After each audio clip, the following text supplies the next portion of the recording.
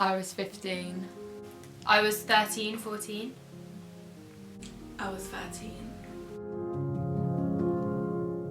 You don't really think anything of it, like you thought you were safe, so... You never think it's going to happen to you. If I saw them on the street again, like I probably wouldn't even recognise them. Quite a harrowing ordeal for everybody. It was very, very frightening.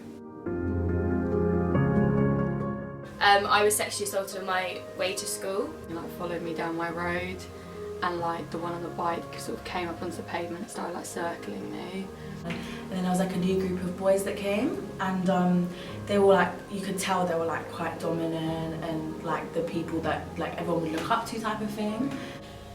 I didn't walk around that area for ages, for probably about a year and a half, because of just the absolute fear of it.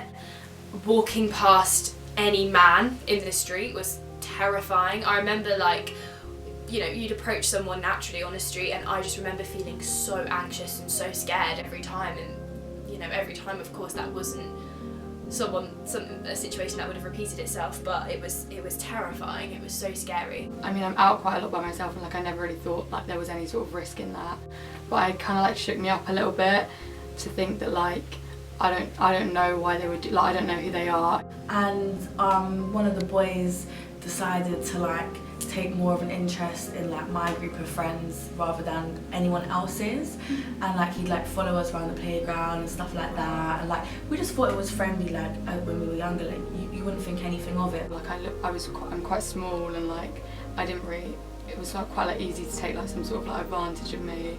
And as a parent, you do, once you've been on the receiving end of that and witnessing it and seeing the distress that it gives to both your daughter and to her friends, when you see that distress, you do look a little bit differently at people. You do feel a little bit more paranoid. And like, or like it could be just like, oh, it's just some sort of like joke or something, like it's not a big deal, but like it is, like it kind of like, it shook me up a little bit. Like I'm not scared to walk by myself, but like it's that idea, like suddenly you're a bit like, oh, like maybe there is a risk involved in that. Obviously, like when I was younger, like not knowing like anything that was going to happen, or like the signs or signals, or I couldn't pick up on that, so obviously it came as a shock to me, and like I felt quite distressed. But when at that age you just silence off, you don't know what to do, you just stand there, you know, you don't know what's going to happen. If you do have those conversations, you are a little bit more jumpy. You do realise that actually when they go outside the safety of your house, outside the front door, that it is a very, very different world out there, and it's a very frightening world